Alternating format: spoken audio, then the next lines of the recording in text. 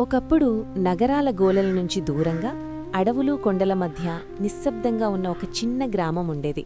ఆ గ్రామం పేరు శివపురం. పేద గ్రామమే అయినా ఆ గ్రామానికి ఒక అపూర్వమైన సంపద ఉంది. అది గ్రామ అంచున నిలిచిన పురాతన శివాలయం. ఆ ఆలయం ఎన్నో తరాలుగా గ్రామాన్ని కాపాడుతున్నదని ప్రజల నమ్మకం.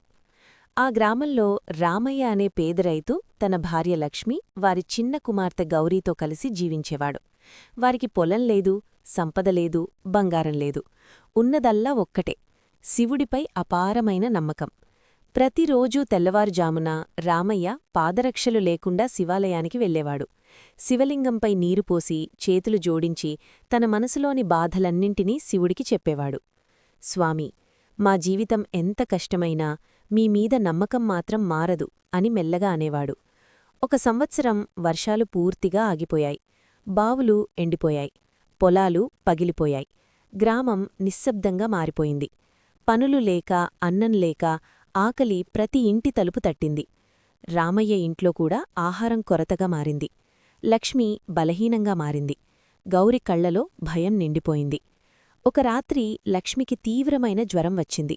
ఆమె శరీరం మండిపోతుండగా గౌరి ఏడుస్తూ ఆమెను పిలిచింది. రామయ్య గ్రామమంతా తిరిగాడు. కాని ఎక్కడా మందులేదు, సహాయం లేదు. ఆకాశం ఉరుముతూ ఉంది. వాన మొదలైంది. ఆ సమయంలో రామయ్య హృదయం పూర్తిగా విరిగిపోయింది.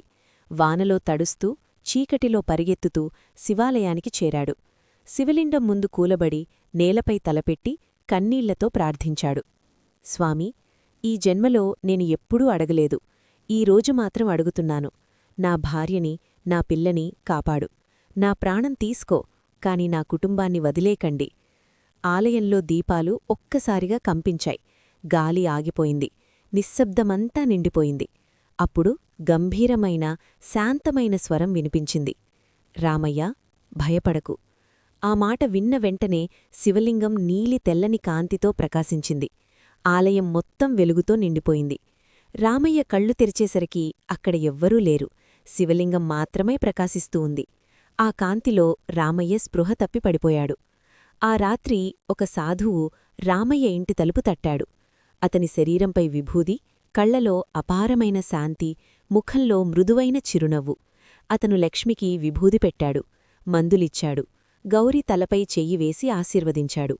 ఏమీ మాట్లాడకుండా నిశ్శబ్దంగా వెళ్ళిపోయాడు. ఉదయం లక్ష్మి కళ్ళు తెరిచింది. జ్వరం పూర్తిగా తగ్గిపోయింది. గౌరీ ఆనందంగా నవ్వింది. అదే సమయంలో ఆకాశం మేఘాలతో నిండిపోయింది. వాన కురవడం మొదలైంది. ఎండిపోయిన నేల తడిసిపోయింది. పొలాలు మళ్లీ జీవం పొందాయి.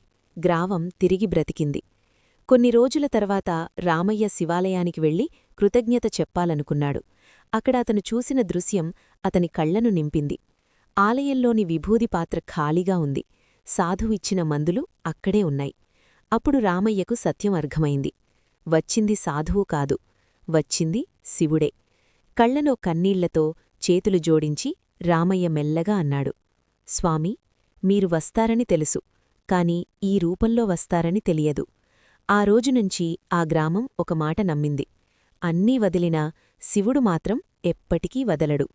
ఓం నమఃశివాయ.